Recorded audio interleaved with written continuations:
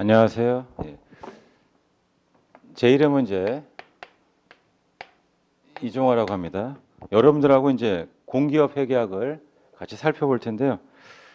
여기 공기업 회계학 책이 있고요. 기본적으로 이제 회계 원리입니다. 그래서 이제 우리가 시리즈로 할 텐데 이제 회계 원리고 제일 중요한 거는 뭐냐면 책을 좀 페이지를 넘겨 보시면 목차 바로 다음에 뭐가 나와 있냐면 공기업 회계 출제 범위가 이렇게 나와 있습니다. 책에 보시면 출제 범위. 그래서 회계 원리는 뭐 가장 초급이니까 전 범위, 전 공사 공단에 다 걸쳐서 나온다라고 보시면 되겠습니다. 그 다음 단계로는 이제 우리가 재무 회계를 할 거고, 그리고 순서대로 나갈 거 이렇게 원가 관리 회계, 그리고 이제 고급 회계 분야하고 세무 회계 이런 분야까지 쭉 다 이어서 한번 해보겠습니다. 오늘은 이제 곧 첫 출발점으로 회계 원리를 같이 한번 살펴보겠습니다. 공부하시다가 궁금한 게 있으면 이제 언제든지 연락을 주세요. 그래서 책 제일 앞에 보시면은 이제 네이버 카페가 있죠. 전선 선생님 그 카페 있는데 그걸로 질문하셔도 되고, 그 다음에 이제 제 개인적으로 이제 이메일 주소 제 이름입니다. 제 이름이 이종화니까 종하다 777이 종하다 777 골뱅이 이제 한메일점 내시고요.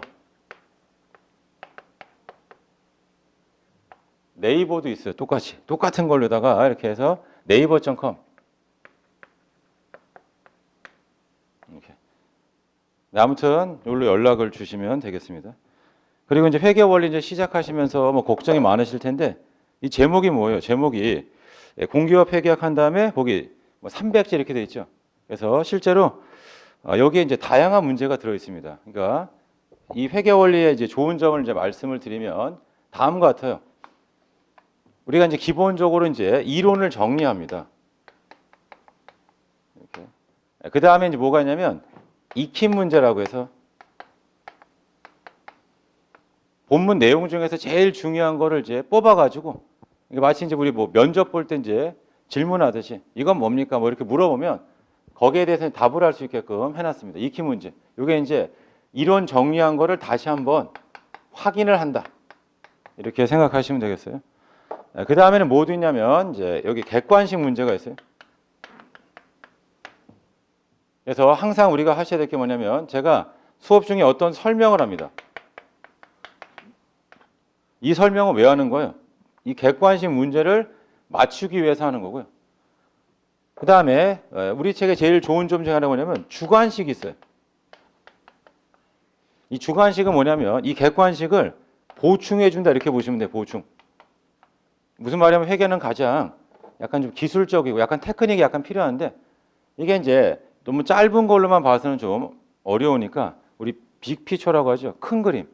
그러니까 전반적으로 이게 지금 우리가 뭐 하는지 알기 위해서 주관식도 제가 샘플로다가 같이 풀어봅니다. 그래서 결론은 뭐냐면 우리는 이제 이 회계 원리지만 사실은 이 회계 원리만 잘해도 뒤에 있는 내용 중에 일부도 더 알 수 있을 뿐더러 뭐냐면 시험을 완벽하게 준비할 수 있게끔 만들어 놨습니다. 우리가 사실은 첫 출발이 좋아야 될 거 아니에요. 그러니까 여러분들이 원하시는 이제 그 목표, 원하시는 공사공단 거기에 여러분들이 꼭 반드시 합격하실 수 있도록 제가 최대한 여러분들 잘 이끌어 드리겠다 이런 뜻입니다. 대신에 이제 여러분들이 뭐냐면 이걸 이제 순서대로 하시는데 특징이 있어요. 뭐가 있냐면 반드시 그러니까 예습이 있고 원래는 강의를 듣고 복습을 이렇게 해야 되는데 제가 강조하는 건 뭐냐면 예습은 안 해도 돼요. 그리고 안 할수록 좋아요. 그리고 뭘 하면 강의를 들으세요. 강의를 듣고 제가 수업 시간에 중요하다고 하는 부분이 있습니다. 거기만 하면 돼요. 거기만. 그러니까 저의 역할은 뭐예요? 시험에 나오는 거 그걸 알려주는 게 저의 역할 아닙니까? 그러니까 강의를 듣고 대신에 복습을 이걸 여러 번 해야 된다는 뜻이에요. 이걸 저는 뭐라 하냐면 얘를 회독수란 말 씁니다. 보통 이제 회계학을 공부하시는 분들이 회계학이 휘발성이 엄청 강하다 이렇게 얘기하는데 그게 뭐냐면 내 걸로 돼야 돼요. 그러니까 마치 어디로 뭐하고 똑같냐면 내가 새로운 곳에 이사 갔습니다. 낯선 곳으로. 그러면 지리가 좀 어두워요. 여기가 거기 같기도 하고 처음에. 근데 몇 번 하다 보면 그러니까 나중에는 뭐냐면 우리 집이 되면 술 취해서 의식이 없는 가운데도 집은 찾아가요. 기억이 없지만 나는 집에 누워 있습니다. 그러니까 회계학에서 중요한 건 회독수가 높아지면 높아질수록 우리가 회귀 본능이라고 하죠. 집을 잘 찾아오듯이 문제의 어떤 열쇠, 해답을 이제 잘 찾아낼 수가 있다 이런 뜻이에요. 그래서 여러분들 특히 강조하는 게 이거고 대부분 이제 시험에서 좋은 결과를 못 얻는 분들의 특징은 뭐냐면 그러니까 이 강의 한 번 듣고 이제 책을 딱 한 번 정도밖에 안 봐. 그러면 안 되고 이 복습을 여러 번 해야 된다. 그래서 제가 이제 강의에서 여러분들이 이제 하셔야 될 건 뭐냐면 이겁니다. 복습을 손쉽게 할 수 있도록 준비하라. 그러니까 이런 분들이 있어요. 책에다가 아무런 표시를 안 하는 거예요. 그럼 안 돼요. 결국 뭐냐면 이 책은 소모품이에요. 소모품. 결국 이 모든 게 어디 있어야 돼요? 여러분들 머릿속에 있어야 될 거 아니에요. 그러니까 그렇게 되려면 뭐냐면 책에다 표시를 해둬야지만 회독수가 높아질 수 있다 이런 뜻입니다. 그래서 어떤 표시냐면 제가 여기 밑줄치세 형광빛이 거기를 보란 말이에요. 그래서 우리가 강의를 듣는 거에 이제 목표는 뭐냐면 복습을 최대한 효율적으로 하게 하는 거고 그렇게 하려면 결국 여러분들이 뭐다 책에다 중요한 부분을 표시해야 된다. 자, 그다음에 그럼 시험의 제일 마지막 날입니다. 그 시험 보기 전날이에요. 내일 뭐 시험이다 이렇게 해가지고 그럼 내가 회계학을 총정리해야 될 거 아니에요. 그때 궁극적인 목표는 뭐예요? 명상하면 돼요. 눈을 감고 생각을 해보면 문제나 이런 것들이 쫙 떠오르면 됩니다. 그러면 공부가 다 되니까 어떤 단원에는 어떤 문제가 중요하더라. 이걸 반드시 여러분들이 떠올릴 수 있어요. 그게 이 회독수가 여러분들을 그 길로 안내해 드릴 거예요. 제가 미리 이제 공부하고 이런 사람이니까 여러분들한테 회계학을 이제 공부 잘할 수 있는 그런 방법을 수업 중에 열심히 말씀을 드리겠습니다. 그리고 또 다른 거는 이제 뭐냐면 그 복습하는 방법들 이런 것들도 제가 말씀을 드릴 거고요. 그리고 문제를 좀 빨리 푸는 방법. 그게 아까도 말씀드렸지만 큰 그림이라고 했죠. 그러면 실제로는 계산을 하지 않고도 보기 지문에 답이 보일 수 있어요. 그러니까 전 늘 생각하는 게 뭐냐면 진정한 고수는 계산하지 않아요. 문제를 쳐다보는데 뭐 계산 문제 나왔지만 이제 쳐다보는데 답이 얘가 될 수밖에 없습니다. 이런 느낌을 가질 수 있도록 여러분들을 이끌도록 하겠습니다. 아무튼 저를 믿고 잘 따라오시면은 반드시 이제 합격하실 거고 그다음에 개 중에는 약간 이제 반응 속도가 느린 분이 있을 수 있어요. 그러면 이제 뭐 학원 사이트라든가 아니면 카페라든가 아니면 이제 메일로다가 이렇게 질문을 주세요. 그럼 제가 최대한 성심성의껏 답변을 드리도록 하겠습니다.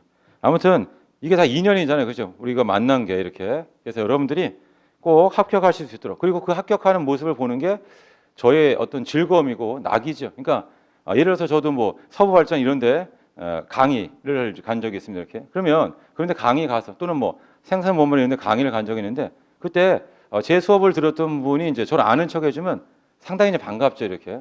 그래서 여러분들하고 그런 기회가 더 많아질 수 있도록 노력하겠습니다. 자, 그러면 책을 한번 같이 보도록 하겠습니다. 그래서 책은 이제 순서대로 기본적으로 나가고 그 다음에 우리 10페이지 한번 봐보세요. 10페이지. 자, 10페이지 보시면 거기 회계의 기본 개념이 있는데 10페이지는 요약을 해놨어요. 요약이 뭐냐면 우리 이제 복습할 때 어떻게 해야 됩니까? 그걸 알려주기 위해서 그 얘기는 뭐냐면 11페이지부터 본래 내용이 나와 있는데 그 11페이지부터 나와 있는 거를 요약하면 10페이지가 된다. 사실은 이게 앞으로 여러분들이 이제 회계 원리 마치고 더 높은 곳으로 이제 올라가기 위해서, 그죠? 더 높은 고급 과정 가기 위해서 재무회계, 원가 관리회계, 뭐 고급 회계 이런 식으로 나갈 텐데 그때 여러분들이 뭐 하라고요? 10페이지 이렇게 정리된 것처럼 모든 내용을 자꾸 머릿속에 이렇게 정리하는. 그래서 결국 뭐냐면 깔때기 구조라고 하면 깔때기 구조. 제가 수업에 이렇게 쭉 나가면서 여러분들이 정리해서 회독수를 거듭하면서 결국 뭐예요? 엑기스라고 할까요? 엑기스만 쫙 남게끔 하는 게 여러분들의 목표가 될 거고 결국 정리를 잘 하는 그런 분들이 좋은 결과 얻을 겁니다.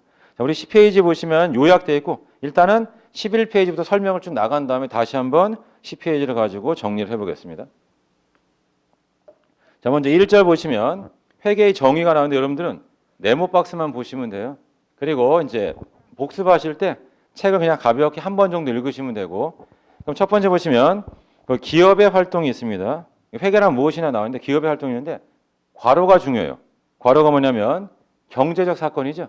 그 얘기는 나중에 나오겠지만 경제적 사건이 아닌 것은 회계 처리 대상이 아닙니다. 이렇게. 그리고 그 경제적 사건인 거냐 아니냐 그거를 판정하는 그런 부분도 나온다 이런 뜻입니다. 그리고 그 내용은 어디에 있냐면 우리 33페이지를 가보시면 회계거래 정의가 나와요. 제 수업의 특징이 뭐냐면 앞으로 갔다 뒤로 갔다 이렇게 왔다 갔다 하는 그게 뭐냐면 결국 연결고리를 잘 연결시킬 수 있게 하는 거고 그걸 잘 쫓아오셔야 됩니다. 그러니까 여러분들이 제가 페이지 몇 페이지 보세요 그런 거 잘 보란 말이니까 책 이렇게 했으면 몇 페이지 보세요 페이지 번호가 여기 있잖아요. 책 가운데 보세요 여기 보란 말이에요. 위에서 몇 번째 줄 아래서 몇 번째 줄 거기를 잘 체크하라. 우리 이제 학창실에서 보면은 그 수업 시간에 그 책을 잘 못 쫓아오는 분들이 있는데 여러분들은 이제 책에다가 잘 표시를 하라. 그래서 일단은 빠르면은 뭐요? 여기 이종화가 얘기했구나. 거기만 표시하라고요. 복습할 때 그 부분을 위주로 보시면 됩니다. 그럼 11페이지 보시면 기업의 활동이 있고 제가 괄호가 중요하다고 했잖아요. 그 얘기는 뭐냐면 처음 공부할 때는 괄호가 중요하다는 걸 몰라요. 근데 뒤에 읽다 보면 앞에 괄호가 중요하구나. 그걸 알 수 있습니다. 그리고 그 괄호는 어디 있다고요? 33페이지 있다고요. 33페이지. 자, 그럼 11페이지 보시면 경제적 사건이 발생했습니다. 그러니까 그 얘기는 뭐냐면 그 얘기는 회사가 물건을 사오는 것도 있고 종업원을 채용하는 것도 있고 뭐 주문은 여러 가지 일들이 있습니다. 그중에 경제적 사건이 있어요. 그러면 궁극적으로 뭘 하는 거냐면 거기 측정, 기록, 분류, 요약 나오죠. 거기 요약에다 동그라미 쳐보세요.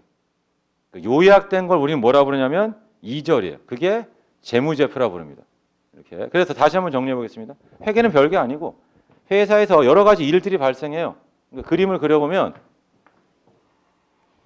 이게 회사에서 발생하는 사건들입니다. 이 사건들은 둘로 나눠진다 그런 뜻이에요. 자, 뭐냐면 왼쪽은 경제적 사건이 아니고 오른쪽은 경제적 사건이에요. 그럼 이거를 정리하란 말이에요. 그 정리된 걸 우리가 뭐라 부르냐면 재무제표다 이렇게 불러요. 그리고 보통은 Financial Statement에서 뭐 FS다. 뭐 이게 약자가 중요한 건 아니고 재무제표입니다. 재무제표. 그래서 우리 회계의 목표는 뭐냐면 회사에서 발생한 일 중에서 경제적 사건을 정리해서 뭘 만들자? 재무제표를 만들자. 이런 뜻이에요.